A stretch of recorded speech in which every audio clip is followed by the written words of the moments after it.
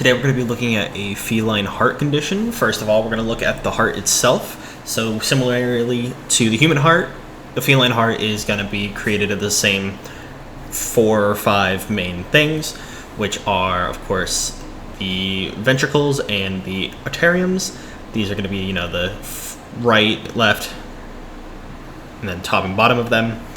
You can see they also have the different aortic arteries and pulmonary arteries. It's going to be nearly the same as the human heart, just working in a bit smaller of a size. What things we're going to be asking is, what is the most common heart condition? Additionally, and how does that affect the animal? First, we got the hypertrophic cardiomyopathy. Ooh, stuttered there for a little bit, sorry. Which is also known as HCM. It is best way broken down is phonetically. So hyper, which is excessive or above normal. Trophic, which is thickening. The cardio, which is of course the heart. Myopathy is muscles and disease. So we're going to have an excessive thickening of the heart, which is a muscle disease.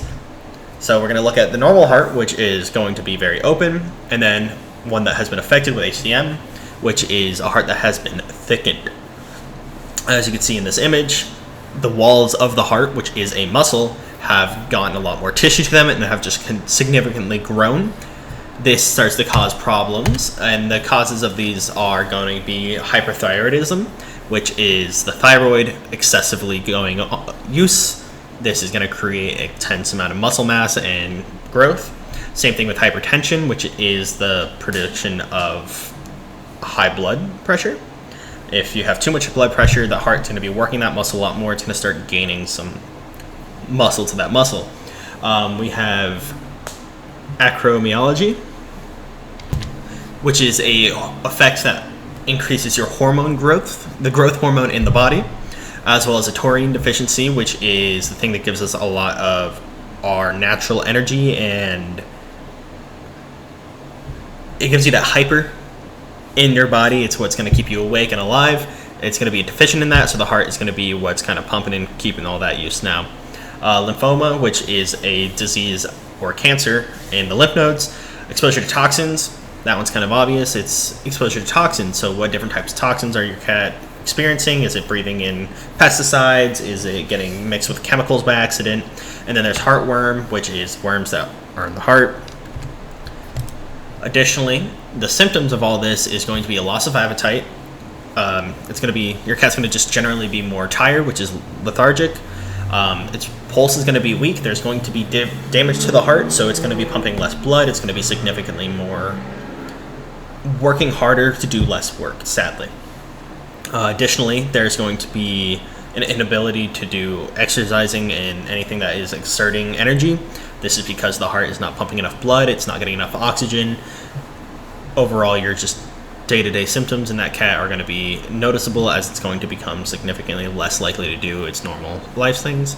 Abnormal heart sounds. This is going to be one that you can hear if the heart sounds like it's struggling to pump, or is it going bum bum instead of just a regular heartbeat. It's going to start having more issues. The blood flow of your pet is going to get significantly worse as well, which is going to be cold limbs, blood clots. These are going to make them harder to walk. It's going to be colder. And then if your cat is severe symptoms, it might collapse and it might die. There are 3 major tests if you are worried about your pet. We could do an ECG, or EKG is how I know it. And this is going to be a monitor of the electrical trace in the heart. This is going to be those little lines that go up and down, up and down, up and down. These are going to be how you could test the actual movement of the heart and the energy that's getting pushed through that heart. If there's anything off, you will see it on there, and that is first notable. Okay, something might be wrong with the heart.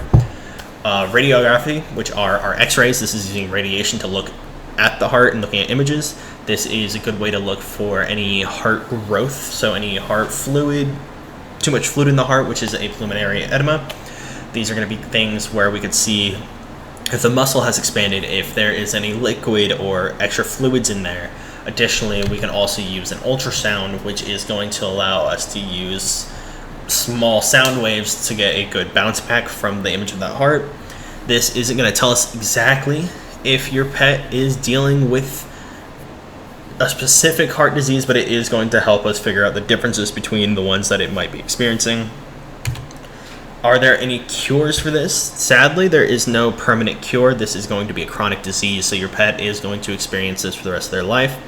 However, there are a few preemptive measures that you could be doing. One could be benzapril, which is a medicine that is also known as a ACE medication, a inhibitor that stops the body from creating a type of enzyme that tightens the blood vessels. This will inhibit that and make those vessels stay open, which allows healthier blood flow through your pet, especially as it's now dealing with something that is holding its heart and holding those blood vessels in tighter. Additionally, we have something like aspirin, which is a blood thinner. This is going to make it so it's significantly harder for blood to start clotting, as this medication will get in there and break up those red blood cells and make sure your cat doesn't have any blood clots that could stop its heart or can mess up the rest of its body. Additionally to these, your cat will take care of itself. These are not solvents, but your cat, if it is experiencing these heart problems, will start taking care of itself. It will become lethargic. It will also stop spending as much energy. These are ways for them to protect themselves. They can tell that their body is having some sort of problem. However, these are not cures, so please take your pet to the vet and let's get them checked out. These are my references, and thank you guys so much.